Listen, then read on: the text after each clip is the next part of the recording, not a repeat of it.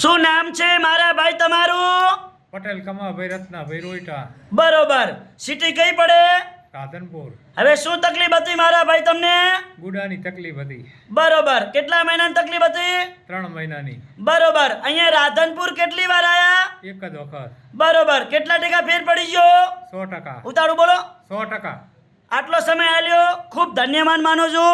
અમારું કામકાજ કેવું લાગ્યું? સારું છે તમારું કામકાજ. સરસ. લો, આજે તારીખ 1/6 મહિનો 2024. આ શનિવારનો વિડીયો તાજો બનાવેલો છે.